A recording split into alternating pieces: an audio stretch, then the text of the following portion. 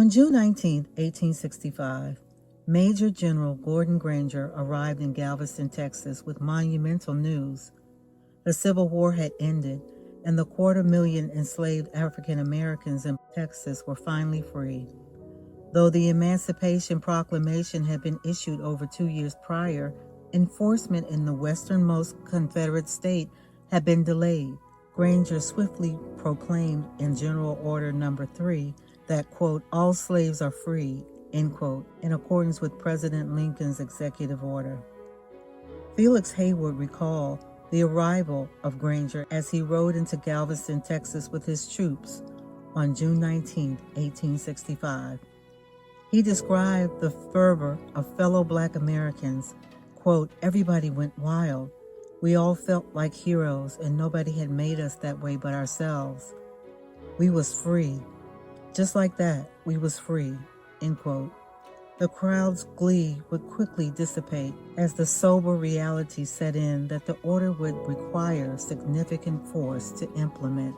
While some slaveholders conceded to Granger's announcement immediately, many others refused. Confederate soldiers returned home in uniforms, armed and ready to retaliate with violence against Black people who dared to exercise their rights. Black people were lynched for the crime of fleeing to freedom. White Texans rejected the legitimacy of emancipation, so violently hoping that slavery would be restored, or at least the federal government would compensate them for the loss of wealth and human chattel. It would take months for those enslaved in the interior of the state to get the word, and a full year before all could publicly celebrate the demolition of the last Confederate holdout. Starting in 1866, that day of Jubilee would become a festive annual occasion for political speeches and church sermons, extolling the virtues of citizenship, duties, and rights, accompanied by music, food, and eventually a parade. Since the 1890s, the day had been called Juneteenth, an abbreviation of June 19th. Despite these immersive adversities, the resilient spirit of Texans' Black American community could not be extinguished.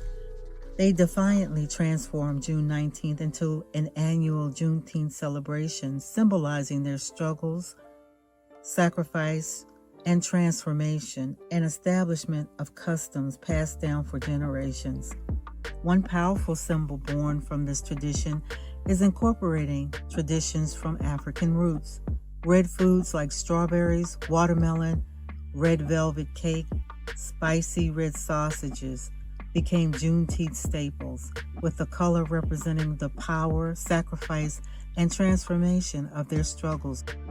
Another powerful symbol born from this tradition is the Juneteenth flag, created in 1997 by activist Ben Haith, founder of the National Juneteenth Observance Foundation. After getting his inspiration for the flag, he knew which colors and symbols he wanted in the flag: red, white, and blue. With the help of an illustrator, he finalized the flag in 2000. The white star in the center of the flag has a dual meaning. One, it represents Texas, the Lone Star State.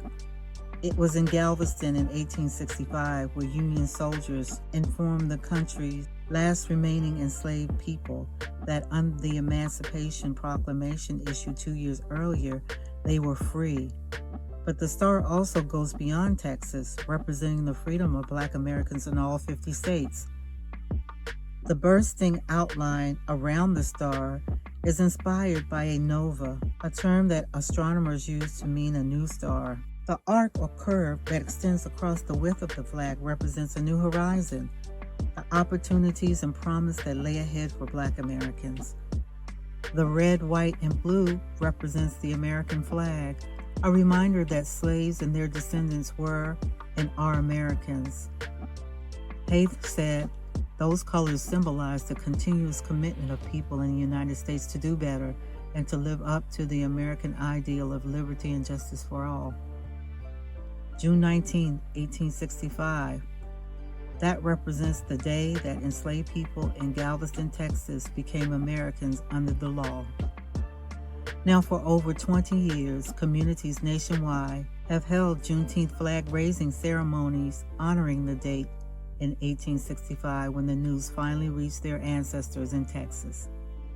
What began as a humble but defiant celebration of June 19, 1865, the day Major General Gordon Granger arrived in Galveston to announce the end of slavery, has blossomed into an annual commemoration observed across the United States. Juneteenth's establishment as a federal holiday in 2021 further solidified it as a pivotal moment to remember the delayed emancipation endured by enslaved Black Americans in Texas.